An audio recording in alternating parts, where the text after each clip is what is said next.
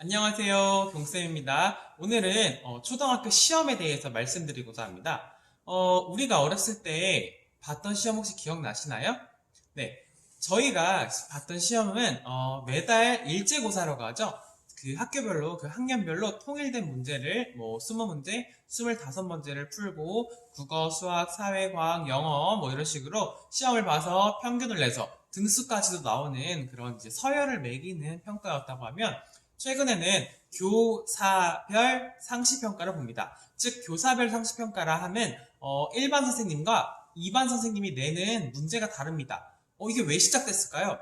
아이들은 가르침, 즉 아이들 입장에서는 배운 내용으로 시험을 봐야 합니다. 그렇기 때문에 담임 선생님이 직접 중요시하고 더 가르치신 내용을 토대로 아이들이 이해를 올바르게 하는지 평가를 하는 거죠. 그렇기 때문에 아이들 같은 경우에는 정해진 시험 기간이 없어져 버렸어요, 최근에. 물론 이제 아이들의 그런 시험 서열화가 아이들의 그런 심리적인 압박을 준다고 해서 사실 사라진 측면도 있긴 한데요. 어쨌든 지금 저희는 학교에서 우리 아이들은 교사별 상시평가를 보고 있습니다. 그럼 어떻게 준비해야 될까요? 당연히 담임 선생님이 수업하시는 걸 잘 들어야 하는데요. 교사별 상시평가라 하면 최근에는 또 서술형 문제가 위주로 나오고 있어요. 물론 지역마다 편차가 있습니다. 하지만 서술형이 일반적으로 전체적인 교육의 흐름이기 때문에 서술형 문제를 어떻게 써야 할까 굉장히 고민들이 되실 거예요. 국어 같은 경우에는 이제 아이들의 생각을 쓰는 경우가 많아요. 뭐 지문을 읽고 아이들의 생각이나 주요 내용을 찾거나 아니면 만약 나라면 어떻게 할까요?와 같은 문제가 대부분입니다. 그래서 수학 같은 경우는 문제 풀이 과정을 쓰는 문제가 굉장히 많아졌고 문장제 문제도 많아지고 있어요. 예를 들어서 뭐 사과가 몇 개 있습니다. 배가 몇 개 있습니다. 합쳐서 몇 개일까요? 이런 식으로 문장으로 문제를 내는 경우가 대부분이고요. 뭐 사회는 뭐 지도라든가 도표, 그리고 과학 같은 경우에는 뭐 실험하는 모습이나 실험 순서 나열하기 등등 이런 식으로 많이 시험이 변화되고 있어요. 그럼 이거에 맞춰서 우리 아이들은 어떻게 준비를 해야 하냐면 제가 첫 번째 말씀드리고자 하는 것은 독서입니다.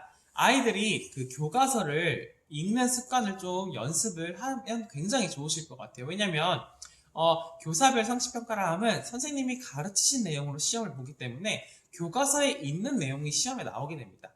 그렇기 때문에 교과서를 한 번씩 꼭 다시 한 번씩 풀어보고 독서를 하듯이 읽어보는 연습도 꼭 해보시면 좋을 것 같습니다.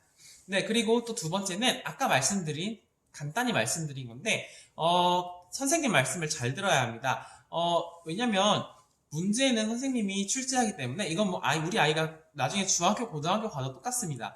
문제를 출제하는 건 선생님이기 때문에, 선생님이 평소에 강조하시거나 중요하게 생각하시는 부분들이 다 있으세요.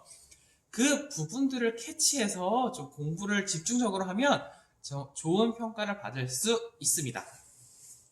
그럼 우리 아이 평소에는 어떻게 해야 되나요? 많이 궁금해 하실 텐데요. 상시평가는 보통 선생님들마다 다르시지만, 보통, 시험, 정말 늦으면 시험 전날, 혹은 최소한 2, 3일 전에는 보통 일반적으로 통지를 해주세요. 근데 정말 쉬운 내용이면 당일 통지를 해주시기도 하지만, 일반적으로는 미리 공지를 하기 때문에 해당 부분을 직접 공책에다가 노트 정리도 해보고, 아까 말씀드린 것처럼 독서, 그 책 읽기처럼 쭉 공부해 보셔도 좋고요.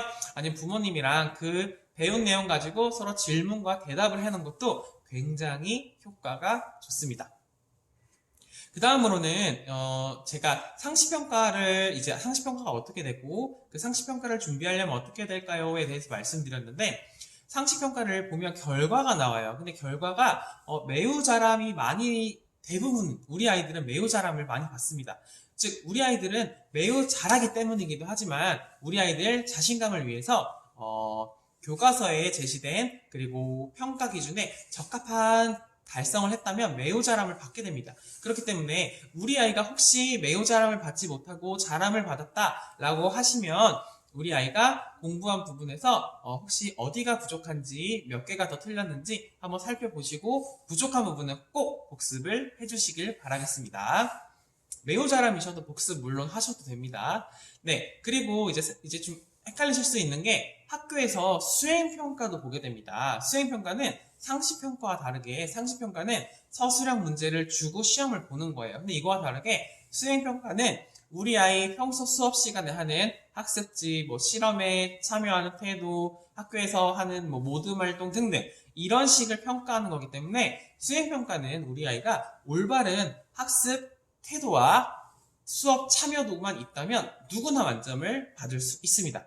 그리고 선생님이 내주는 숙제, 수행평가를 숙제로 내주는 경우도 많기 때문에 숙제는 꼭 다 해가야겠죠, 당연히. 네, 제가 오늘 상시평가와 수행평가에 대해서 말씀을 드렸는데 무엇보다 상시평가에 준비할 때 가장 중요한 건 평소 수업 열심히 듣고 선생님이 중요시하는 내용 잘 듣고 공부하자마자 복습, 그리고 더 중요한 거 공책 정리를 한 번씩 해보면 정말 좋습니다.